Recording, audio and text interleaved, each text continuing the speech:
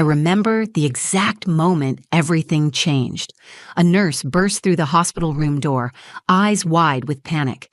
"Your son just walked out the front door with a woman." I jumped up. "What? What woman?" But she was already running down the hallway. I rushed after her, heart slamming against my ribs. Outside, the parking lot was empty. No sign of Luca. No woman. Just wind and silence.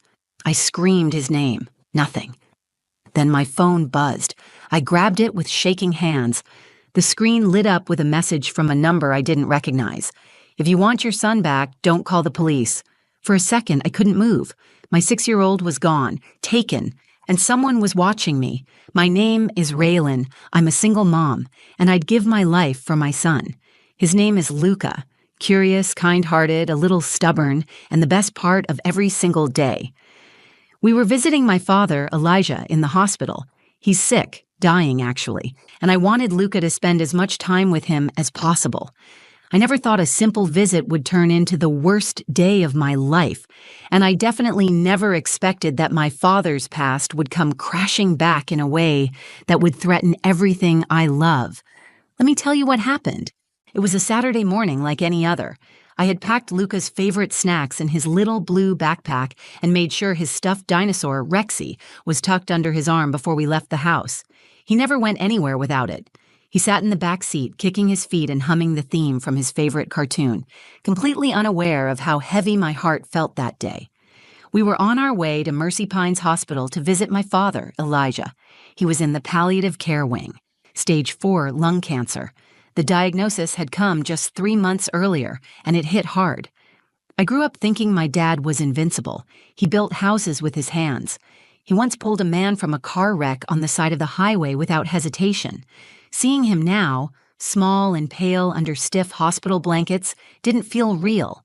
I made a choice early on not to keep the truth from Luca. I told him Grandpa was very sick, and we had to visit him as much as we could. Luca didn't really understand what dying meant, but he knew Grandpa was different. He knew these visits were important. That morning, as we walked through the hospital doors, the air was thick with that sterile smell, bleach and latex. It always made my stomach tighten. The receptionist at the front desk gave me a tired smile. We had become familiar faces there.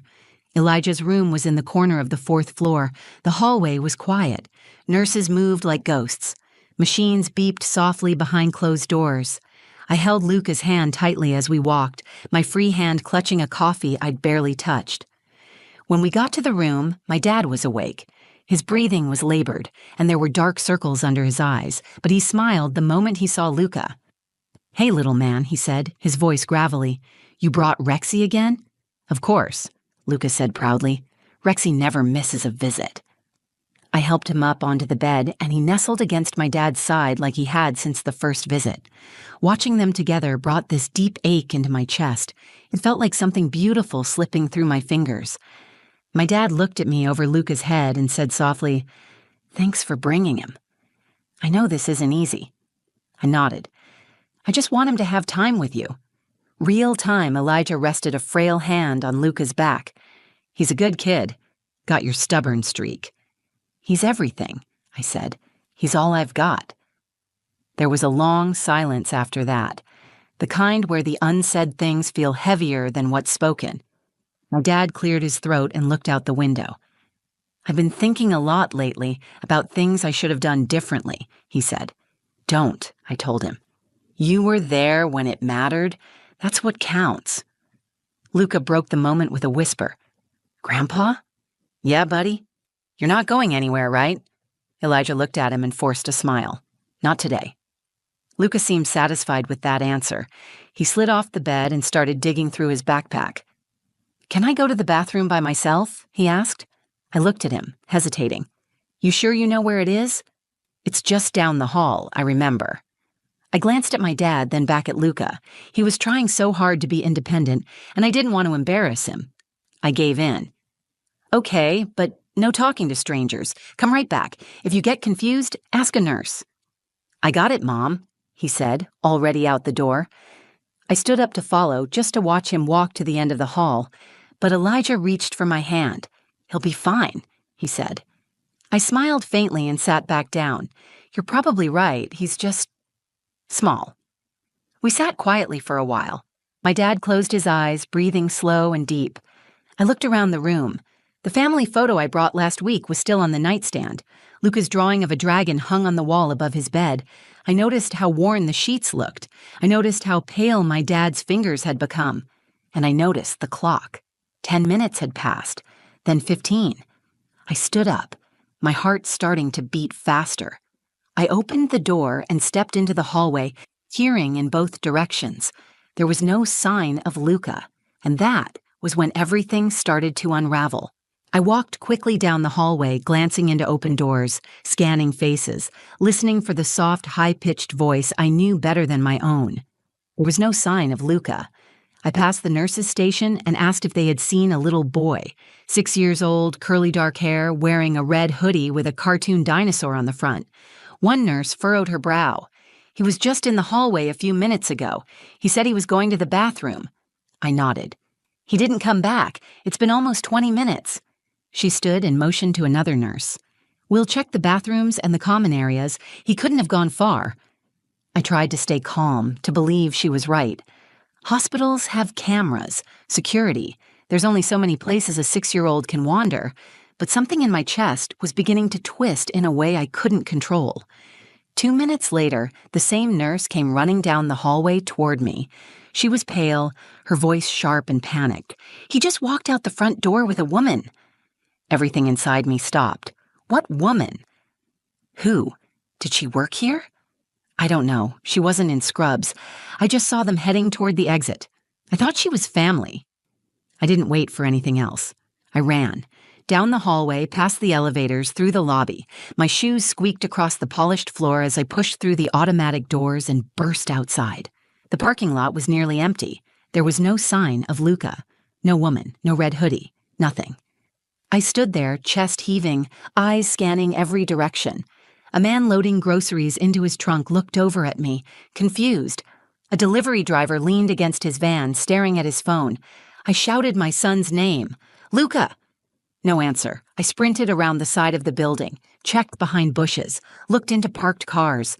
My vision blurred. My thoughts turned wild. What if someone drove away with him? What if he got into a car thinking it was mine? I ran back inside, straight to the front desk. My son just walked out of this hospital. Someone took him. The receptionist's eyes widened. We'll call security. No, I said, gripping the counter. Call the police. Then my phone buzzed. I pulled it from my pocket with shaking hands. A text message. Unknown number. If you want your son back, don't call the police. I froze. My stomach dropped. It felt like the air around me turned thick and heavy. The receptionist kept talking, asking questions I couldn't process. The nurse behind her was calling someone on the hospital phone, but all I could hear was the pulse in my ears and the single sentence on the screen in front of me. This wasn't a child wandering off. This was a kidnapping. Someone planned this, and they knew me. The message wasn't random. It was personal. It was targeted. Someone had watched us, known Luca's name, his habits, how to lure him away. I hadn't seen a stranger in the hallway, no one out of place. Whoever it was, they knew how to blend in. I stepped back, heart racing, brain struggling to find a next move. I had to stay calm. I had to think. I couldn't call the police. Not yet. Not if it meant putting Luca in more danger. I opened the text again. My fingers hovered over the keyboard. Should I respond? Ask who they were? Where he was? But something told me that whoever sent this didn't want to talk. They wanted control, and I couldn't give them more of it. I forced myself to breathe. I needed information, I needed help, but not the kind that would trigger a reaction from someone dangerous. I called my sister, Naomi. She picked up on the first ring. Naomi, it's Luca. Someone took him from the hospital. What? Raylan, what are you saying? I got a message. They said not to call the police. She was silent for a second, then calm. Okay, send me your location. I'm on my way. I hung up and stood alone in the middle of the hospital lobby, people moving around me like I didn't exist. I felt cold. My son was gone, and someone was playing a game with my life. I didn't know who they were. I didn't know what they wanted. But I knew I had to get him back, no matter what it took.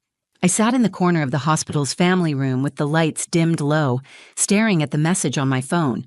I read it again and again, hoping it would somehow change, hoping I had misunderstood it.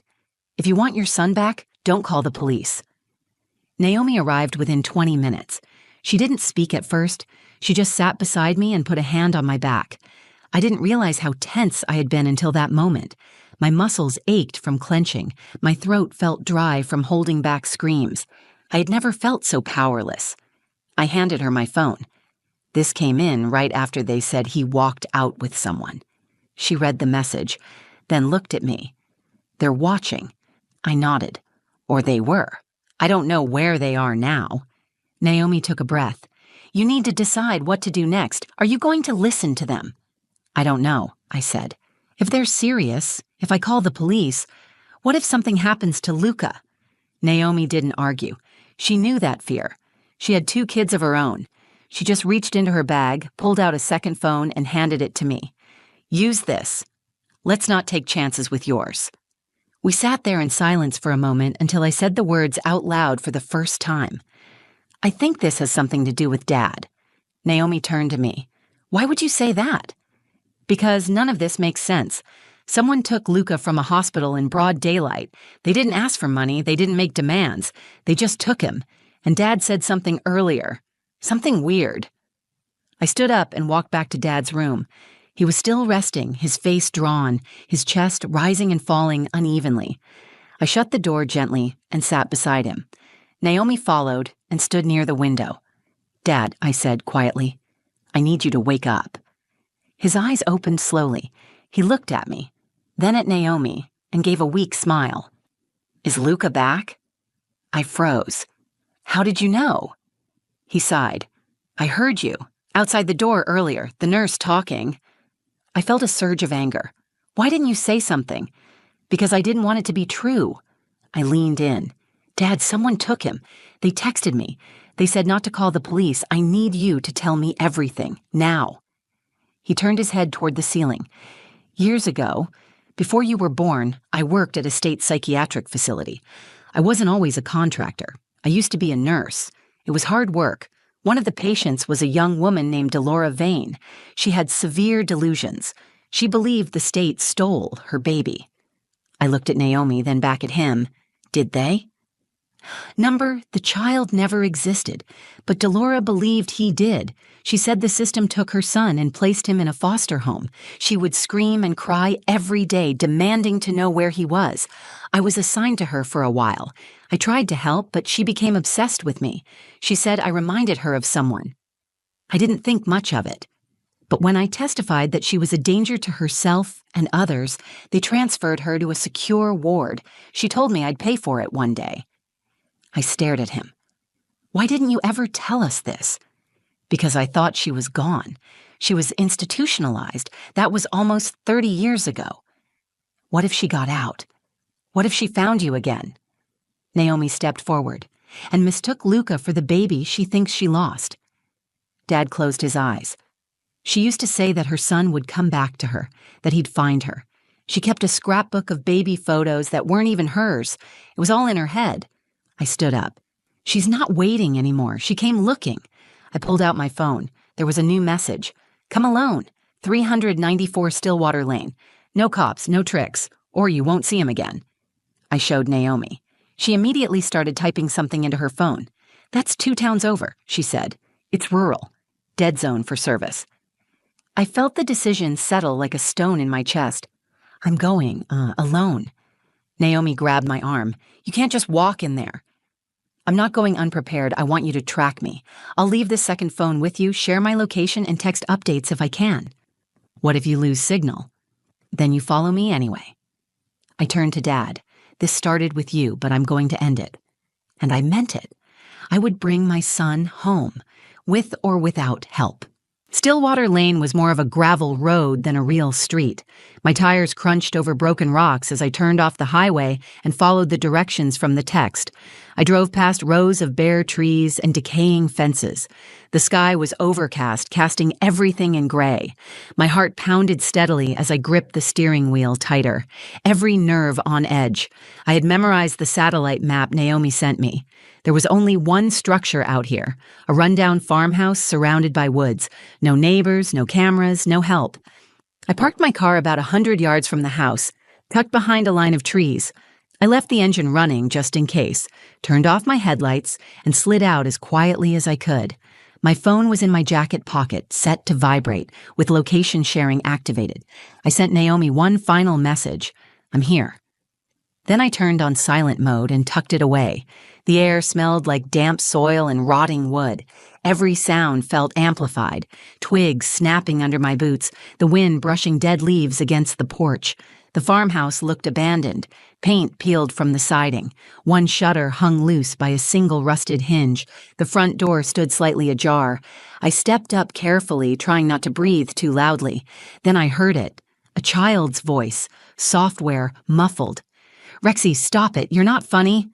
My chest tightened. That was Luca. I pushed the door open wider and stepped inside. The inside was worse than the outside. The floor creaked beneath me. The walls were yellowed and stained. A broken lamp lay in the middle of the hallway. Dust floated in the air. It smelled like mold and something else. Something sour. I followed the sound of Luca's voice up the stairs, each step groaning beneath my weight. When I reached the second floor, I paused. There were 3 doors. The voice was coming from the far right. I inched closer and pressed my ear against the wood. "She said you were my mommy," Luca was saying. "But you're not. You don't smell like mommy." I swallowed hard, then opened the door. The room was dimly lit by a single lamp.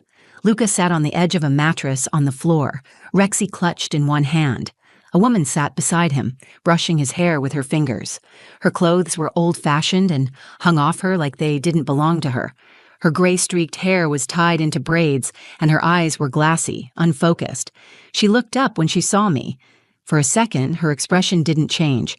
Then a slow, sad smile spread across her face. "You came," she said. I didn't speak.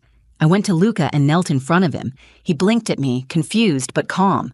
"Mommy?" he said, reaching for me. I pulled him into my arms, holding him tight. "I'm here. You're okay now."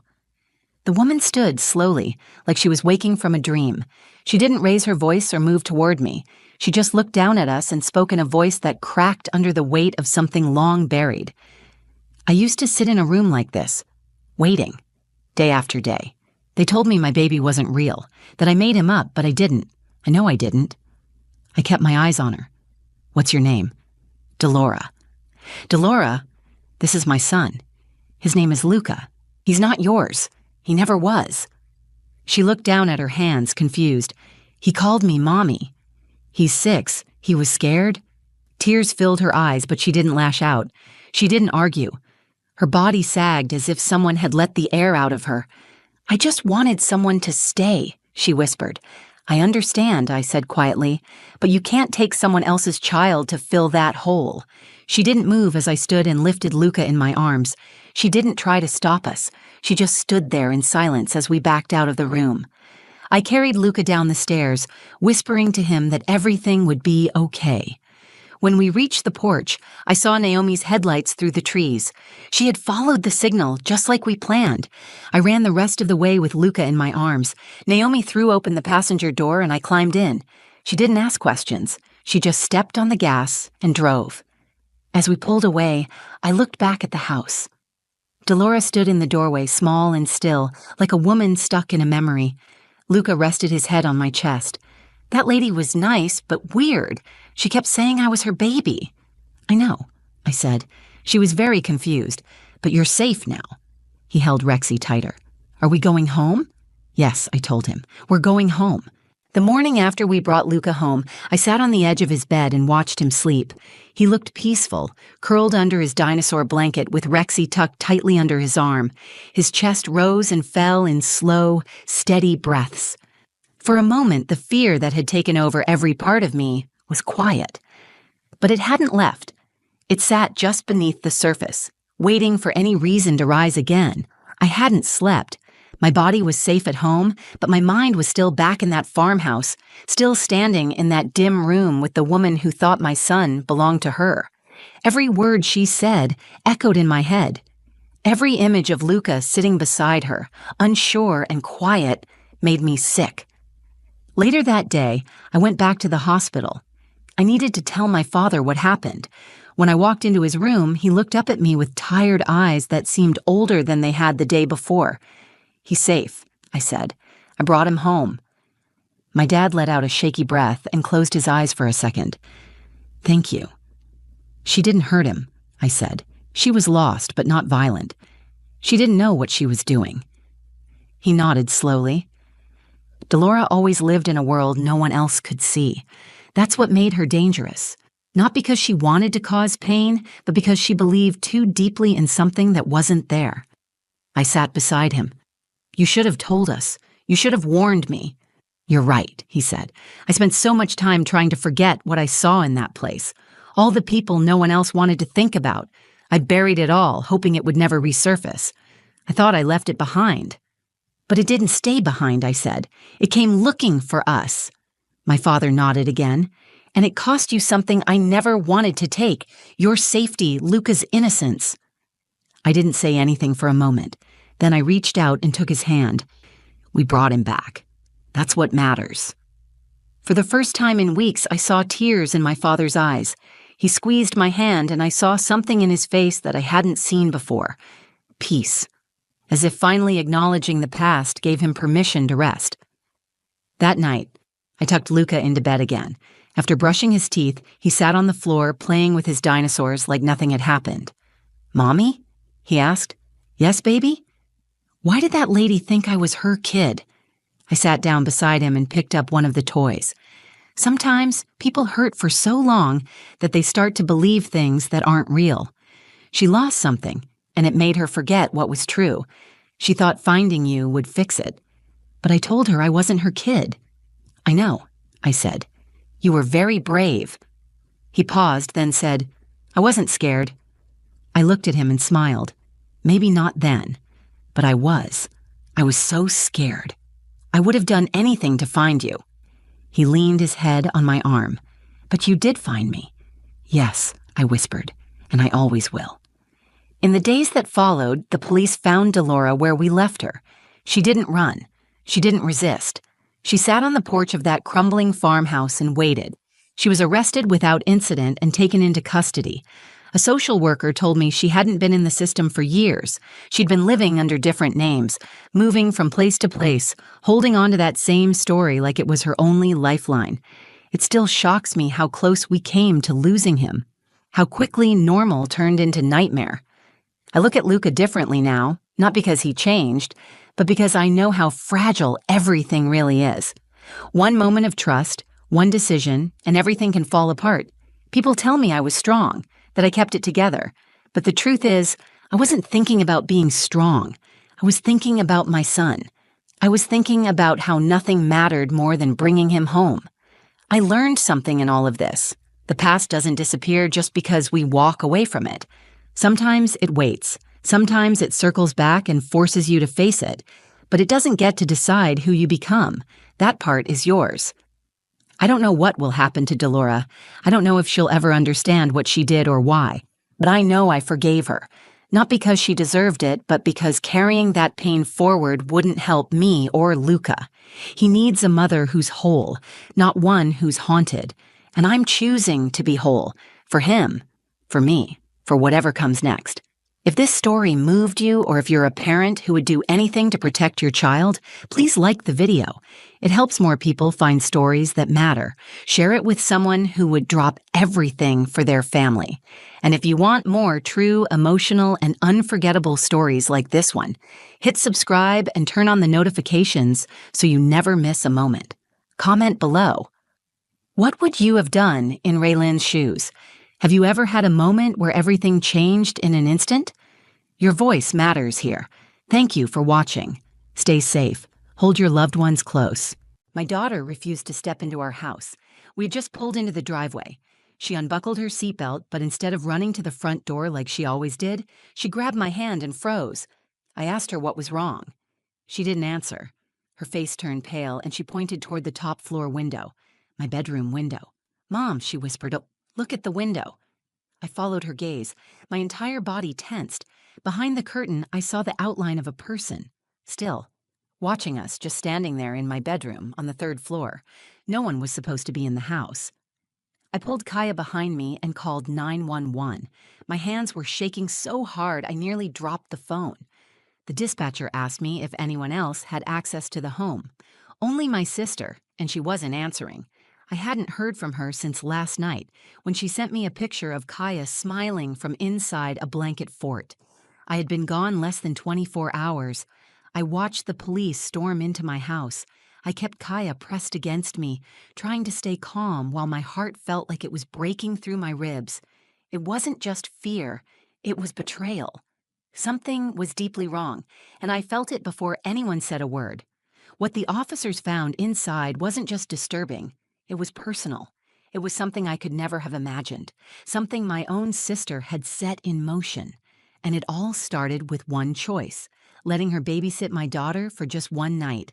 My name is Alyssa. I'm 34, a single mom, and the only constant in my daughter Kaya's life. She's 6 years old and fiercely imaginative. She gives names to her stuffed animals, talks to plants, and insists that the moon follows her at night. She is the center of my world.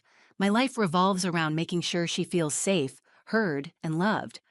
We live in a 2-bedroom townhouse just outside Portland. It's a quiet neighborhood filled with dog walkers, retired couples, and the occasional teenager mowing lawns for cash. It's not perfect, but it's home. I keep our space clean, cozy, and predictable because stability is something Kaya needs. After my ex-husband left 2 years ago and moved to Denver, it's been just the two of us. I haven't had the luxury of letting my guard down since. There's no second parent, no backup plan. I'm it. Balancing motherhood and work is something I've gotten good at out of necessity. I work as a remote marketing consultant, which sounds more flexible than it is. Most days I'm juggling client emails with peanut butter sandwiches and rushing through presentations during nap time or after bedtime. I rarely go out. I don't date. I don't travel. But last week, I had to. My team had landed a high-stakes client, and the final presentation was happening in person, in Seattle. Just one night. That's all they needed me for. One night away, a quick hotel stay, and back the next evening. At first, I said no. I couldn't bear the idea of leaving Kaya. But the job was important. It wasn't just about income. It was about security. The kind of security that keeps the lights on and groceries in the fridge. That's when my younger sister, Rhea, offered to step in. Rhea is 28 and everything I'm not. She's spontaneous, impulsive, and wildly unpredictable. She's never held a job longer than a year, loves festivals, couch hops between cities, and has a tendency to romanticize chaos. But she loves Kaya. They have a bond that's undeniable. Rhea is the fun aunt, the one who teaches her silly dances, brings glitter wherever she goes, and buys matching pajamas even though she's terrible at folding laundry. Still, I hesitated. Rhea had never watched Kaya overnight. I knew she cared, but I also knew she could be careless. She had a way of brushing off rules and improvising in moments that needed structure. But she begged. She told me she was trying to be more responsible. She wanted me to trust her. "It's just one night, Alyssa," she said. "We'll eat mac and cheese, watch movies, and be in bed by 9. It'll be boring. I swear I made her promise to stay the entire night. No visitors, no leaving Kaya alone." I walked her through Kaya's routines, made a printed list of emergency numbers, stocked the fridge, and showed her how to use the home alarm system. She rolled her eyes but agreed to everything. Kaya was thrilled. When I left that morning, Kaya wrapped her arms around my neck and whispered, "I'll take care of Auntie Rhea." It made me smile, but part of me felt uneasy. I kissed her forehead, told her I'd be home tomorrow, and backed out of the driveway, watching her wave at me through the window. The presentation went well. My team nailed it. We celebrated briefly, and I checked my phone every hour for updates. Rhea sent me a picture around 4 p.m. Kaya buried in a mountain of pillows, holding a juice box like a trophy. The caption read, "Still alive." I allowed myself to exhale. Maybe I'd been overthinking. That night, I called to say goodnight. No answer. I texted her. Nothing. I assumed Kaya had fallen asleep and Rhea had left her phone somewhere. Still, it bothered me. I don't sleep well when Kaya's not next to me, so I lay in my hotel bed, counting the hours until I could go home. The next afternoon, I picked up muffins from Kaya's favorite bakery and drove straight home. I expected her to run into my arms at the door. Instead, I saw her sitting outside on the curb, alone. Mrs. Delgado, our neighbor, stood nearby, arms crossed and tense. Kaya didn't move until I got out of the car. Then she ran to me and held me like she hadn't seen me in weeks. I looked around. No Rhea, no car in the driveway, no messages on my phone. I crouched down and asked Kaya what happened. Her eyes filled with fear. She pointed at the house. "I don't want to go back in," she said. Then came the words that made my stomach drop. "Mom, look at the window." I didn't know what to say. I was still holding Kaya's hand when she pointed to the window, the one on the third floor, my bedroom. I followed her gaze, and that's when I saw it. Behind the curtain, someone was standing there, still, watching. Just standing like they belonged there, but no one was supposed to be in that house. The only person with a key was Rhea, and she was nowhere in sight. I stepped back instinctively, pulling Kaya with me. My heart was racing. I didn't blink. I didn't speak. My daughter, barely 6, had sensed something was wrong before I had even parked the car. She hadn't gone near the front door. She knew something I didn't. Mrs. Delgado saw my face and came closer. "What's going on?" she asked. I shook my head and told her quietly to keep Kaya with her. I didn't want my daughter anywhere near the house. She nodded, took Kaya gently by the shoulders, and walked her across the street. Kaya looked back at me with wide, scared eyes, but she didn't protest. I dialed 911 and told the dispatcher that there was someone in my house. I gave them the address and explained that only my sister should have had access, but she wasn't answering her phone. My voice shook, but I stayed clear and firm. The dispatcher told me to stay where I was, not to approach the house, and that police were already on their way. My hands were trembling as I hung up. I tried calling Rhea again, straight to voicemail. My stomach was tight, my skin clammy. I kept staring at the window, waiting for the curtain to move again, but whoever was inside stayed hidden. That made it worse. The stillness, the waiting. Police arrived within 10 minutes. 2 patrol cars pulled up to the curb. The officers moved quickly. One of them asked for my name and if anyone else should be in the house. I said no, only Rhea, and she wasn't there. He nodded and gestured to the other officer to take the back entrance while he approached the front. I couldn't take my eyes off the house. It felt unreal. I had just come home from a normal work trip. I had dropped off my daughter with her aunt. I had trusted someone I had known my entire life. And now my daughter was terrified to go inside the place where she sleeps. A few minutes later, I watched the officers enter through the front door. They moved cautiously, one hand near their holsters, the other on flashlights. The tension in my body was so tight I felt like I could snap. I tried to piece together what could have gone wrong. Rhea was flighty, yes, but she wouldn't abandon Kaya. Would she? She wasn't malicious, but she had poor judgment. She'd made dangerous choices before. Maybe she left to meet someone and locked the door behind her, thinking Kaya would be fine asleep. Maybe she thought she'd be back before I returned. Maybe she thought no one would notice. But that didn't explain the figure in the window. I didn't realize I was holding my breath until the officers returned. One of them looked calm. The other looked shaken. "Ma'am," the first one said, "we found someone inside." That sentence made my knees weak. "Who?" The second officer spoke this time. "A man. He was hiding in your bedroom closet." I stared at him, unable to process what he'd just said.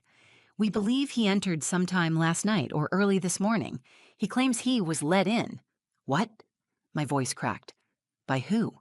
"He said your sister invited him, gave him food, told him he could stay until you got back." I was silent. I could feel every part of my body tighten, like my brain was trying to shut out what I had just heard. "He's not related to you, is he?" the officer asked. "Number, I've never met anyone like that in my life." They told me the man was being detained, but that he didn't resist. He was calm, even relaxed. He didn't have any weapons on him. He seemed confused, disoriented, and when they asked him why he was there, he kept saying the same thing. "She said it was okay. She said I could sleep here. She said she'd be back." My skin crawled. My mouth went dry. All I could think about was Kaya. My daughter had been inside that house with him. She had been asleep, alone, while some stranger hid in my closet. I looked back across the street where she was sitting with Mrs. Delgado. She was watching me, holding her knees to her chest. I still hadn't heard a word from Rhea. I stood frozen on the sidewalk as the officers finished clearing the house. I had just been told that a man, a complete stranger, had spent the night inside my home. My daughter had been there too, alone. I could still hear his voice in my head, the words the officers repeated to me. She said I could sleep here. She said she'd be back. It wasn't a mistake. It wasn't a break-in. My sister had invited him in. My hands were clenched into fists. My chest felt tight, but I forced myself to stay focused. I walked across the street to Kaya. Her eyes met mine, questioning, afraid. I bent down and wrapped my arms around her. "You're okay," I said. "I've got you. You're safe now." I didn't tell her what happened. I didn't ask more questions. Not yet. Mrs. Delgado offered to take Kaya inside for a snack while I spoke with the officers again. I hesitated, but Kaya nodded. "I like her," she whispered. I nodded back, kissed her on the cheek, and thanked Mrs. Delgado quietly. Once Kaya was inside, I turned to the officer who had spoken with the man. "Tell me everything," I said. The man they found was in his mid-30s, no ID, no phone, and based on his appearance, likely homeless. He hadn't entered forcibly. There were no signs of damage, no broken locks or busted windows. He told the officers he had met my sister at a bus stop 2 days earlier. She had brought him food, talked to him, and offered him a place to stay. He claimed she seemed kind, open, and said she wanted to help someone who had nothing. I asked if he had hurt Kaya. The officer said no. According to the man, she had been asleep before he entered the house. He claimed Rhea gave him permission, left the door unlocked, and said she'd be back by morning. She never returned. It didn't make sense. It was reckless, dangerous, and utterly unlike anything I could have imagined. I tried to convince myself there had to be more to the story, some explanation that made this feel less insane. But there wasn't. I pulled out my phone and called Rhea again, straight to voicemail. I sent her a text message. "I know what you did. The police are here. Call me now." I stared at the screen, waiting for the typing bubble. Anything to show that she was still reachable. Nothing. I told the officers I wanted to file a full report. I didn't care if it meant my sister got in trouble. Kaya came first. Her safety came first. Every instinct in me as a mother screamed that what had happened was not just irresponsible, it was unforgivable. They gave me paperwork, a case number, and contact information for follow-up. I answered every question. Yes, Rhea had keys. No, she didn't live with us. Yes, Kaya had been left alone. No, I hadn't authorized anyone else to enter the home. After they left, I brought Kaya back into our house. It didn't feel like home anymore. Every shadow seemed darker, every hallway colder. I checked every room, every closet, every corner, even after the police had cleared it. I changed the bed sheets, washed the towels, opened every window. I couldn't breathe in the air that man had breathed. I couldn't let Kaya see me panic. I made her hot chocolate and sat beside her on the couch. "You did the right thing," I told her. "You told me something was wrong, and you were so brave." She leaned into me and whispered, "He scared me, Mommy. I saw him come down the stairs at night." My throat tightened. "You saw him?" I asked. She nodded, holding my sleeve. "But I stayed really quiet, like you always say. I didn't talk to him. I just waited for you." I held her tighter. She had seen him. She had stayed quiet. She had waited alone. And Rhea had left her there. That night, Rhea finally responded to my texts. She sent a single message. "I didn't mean to scare her. He just needed a place to crash. I thought I'd be back before you got home." I didn't reply. I didn't call her. There was nothing she could say that would undo what had happened. A man she barely knew had been in my home, in my room, while my daughter slept alone. That wasn't a mistake. That was a choice. And I had made mine. Rhea wasn't welcome in our lives anymore. The morning after everything happened, I didn't sleep. I lay next to Kaya in my bed, wide awake, listening to her breathing. Every few minutes I'd glance at the door, half expecting to see movement, even though I knew we were alone. The man was gone. The police had taken him hours ago, but the fear hadn't left. Kaya stirred around 6 and climbed closer to me. Her body was small, her skin warm, her trust still intact. I didn't know how. I had left her in the care of someone I trusted, and she had been failed in the worst way. And still, she curled up next to me like nothing could touch her, like I was the safest place in the world. That made me more determined than ever to protect her. Around 8, Rhea finally called. I let it ring. Then I answered. Her voice was casual, like she didn't understand the weight of what she'd done. Hey, I saw your messages. Look, I know you're mad, but can we just talk before you do something drastic? I didn't yell. I didn't even raise my voice. I wanted her to hear everything clearly. There was a man in my house, I said, in my bedroom, in the closet. My daughter saw him come downstairs in the middle of the night. She was terrified. She sat outside waiting for me because she was too scared to be in her own home. There was a pause, followed by a sigh. I know it sounds bad, but it's not what you think. Then tell me what it is, I said. I met him at a bus stop a few days ago. He said he had nowhere to go. He wasn't creepy, Alyssa.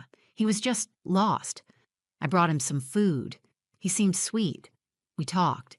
He said he needed somewhere to sleep, just for one night. And you let him into my house? With Kaya there? I thought she was asleep. I didn't think it would be a big deal. I figured I'd be back before she even woke up. You didn't tell me. You didn't ask me. You didn't even stay. Rhea's voice tightened. I was trying to help someone. You think the world is black and white, but sometimes people just need a chance. This isn't about chances. This is about a 6-year-old girl being left alone with a stranger in the house. You don't get to dress that up as compassion. He didn't hurt her. He could have. Silence followed, and then she said something I will never forget. I just didn't think it was that serious. That broke something in me. I realized she didn't understand, or maybe never would. She had walked away from her responsibility, gambled with a child's safety, and didn't feel the weight of it. That wasn't immaturity. That was recklessness. And it had consequences. I told her not to contact me again. I told her I would be changing the locks. I told her Kaya wouldn't be seeing her for a long time, maybe ever. And then I hung up. After the call, I sat Kaya down on the couch and told her the truth, in words she could understand. I told her that Aunt Rhea had made a mistake and had let someone in who shouldn't have been there. I told her how brave she had been, how proud I was of her for listening to her instincts, and how she had done exactly the right thing. Kaya looked down at her hands. I didn't like him, she said quietly. He smelled like old things, and he didn't blink when he looked at me. I felt a chill move through my chest. She had been alone with him for who knows how long, awake, watching, waiting. Later that day, I met with a locksmith. I replaced every lock in the house. I set up new security cameras, installed door alarms, and slept that night with my phone in one hand and a flashlight in the other. The police told me the man didn't have a record for violence, but he had a history of trespassing and psychiatric evaluations. They believed he hadn't meant harm. That didn't matter to me. Intent wasn't enough. My daughter had been endangered, and the person who allowed it still didn't grasp the full extent of her mistake. That week, I filed a formal no-contact request with the building management. Rhea would no longer be allowed on the property. It felt harsh, but I wasn't taking chances anymore. Kaya still asks about her sometimes. I tell her the truth, that Rhea loves her, but she made a very unsafe choice. I tell her love isn't just about fun and games. It's about showing up. It's about keeping people safe. I thought losing my trust in my sister would be the hardest part. It wasn't. The hardest part was realizing how close I had come to losing something far more important, and that from now on, I would never let guilt or family ties override what I know to be true. When it comes to Kaya, I will never compromise again. Life returned to normal, but nothing felt normal. Kaya and I went back to our routines: breakfast at the kitchen table, walks to school, bedtime stories every night. But a part of me was always listening, always watching. I checked the locks twice before bed. I installed a motion-activated light outside her window. I started keeping the baby monitor on again, even though she hadn't needed it for over a year. She never asked for it, but I could tell Kaya felt the difference. She didn't go into her bedroom for days after it happened. She stayed close to me even when she was playing, like she was waiting for something bad to return. And I stayed close to her, because I couldn't let myself be distant. Not now, not after what she had been forced to process, in silence. I enrolled her in a child therapist's program through her school. It was a quiet room with beanbags, art supplies, and a counselor who knew how to listen without pushing. Kaya didn't say much at first, but when I picked her up after her third session, she looked lighter. That night, she slept in her own bed again, and the night after that, she didn't ask me to leave the hallway light on. I had been carrying a weight, too. Guilt, anger, fear, and the awful question that kept echoing in my head. What if? What if Kaya hadn't been brave enough to wait outside? What if the man in our house had been dangerous? What if I hadn't come home when I did? Those questions didn't have answers, but they had consequences. Ria reached out several times in the following weeks, calls, texts, a handwritten letter left in our mailbox. She apologized in the way people do when they want forgiveness more than they want to understand the damage they've done. She said she missed Kaya. She said she had been going through a hard time and didn't know how to ask for help. She asked me to let her explain, but I had heard enough. I didn't need more words. I needed actions. And Ria's actions had made one thing clear. She had chosen to protect her own comfort instead of Kaya's safety. That was a choice I couldn't look past. I never sent a message back. I don't hate her. I still love her in the way you love someone who shares your blood and your childhood and the memories that shaped you. But love doesn't always earn trust. Trust is something you protect, something you prove. And once it's broken in the way she broke it, love alone is not enough to put the pieces back together. I've learned that boundaries are not punishment. They're protection. They're the shield you put around your life when someone has proven they can't be trusted to hold it gently. I learned that saying no isn't cruel. It's how you say yes to your child's safety, your own peace, and the life you're trying to build. Most of all, I learned to listen. To my instincts, to my daughter, to the voice in my gut that spoke quietly before I handed over the keys, and to the voice of a 6-year-old girl who whispered, "Mom, look at the window," when something felt wrong. That voice saved us. That moment changed everything. Kaya still remembers what happened, but she doesn't talk about it often. She'll mention it in fragments when something reminds her. That man didn't blink. I didn't like his shoes. I heard him breathing in the hallway. And I listen. Every time. Because the day she was scared and spoke up, she showed me just how much she sees, how much she feels, and how much she already understands about danger. I'm proud of her. More than proud. I trust her. She saw the truth before I did, and because of her, we're safe. Now, when I leave the house, even just for groceries, I look her in the eyes and say, "If anything feels wrong, you tell me, right away." And she always nods, serious and steady, because she knows. And I do too. This wasn't just a wake-up call. It was a line in the sand, a lesson that came at a cost, but one that taught me the most important rule of all. When it comes to your child's safety, there is no such thing as overreacting. You listen, you act, you protect. Every single time. Thank you for listening to my story. I shared it not just to get it off my chest, but because I know I'm not the only one who's trusted someone they shouldn't have. Sometimes it's family, sometimes it's a friend, sometimes it's that voice in your head telling you it'll all be fine, when deep down you know better. If this made you think, if it made you feel something, or if it reminded you to trust your gut, I hope you'll do one thing: protect your peace, protect your kids, protect what matters. And if this story connected with you in any way, I'd really appreciate it if you gave it a like. Share it with someone who needs the reminder. Leave a comment and let me know what you would have done. Or if you've ever faced a moment that changed how you trust the people around you. And of course, if you want more real stories like this, ones that don't shy away from the hard parts, hit that subscribe button. There's more to come. And I'd love to have you here. Stay safe, stay sharp, and always listen when something feels wrong. Until next time.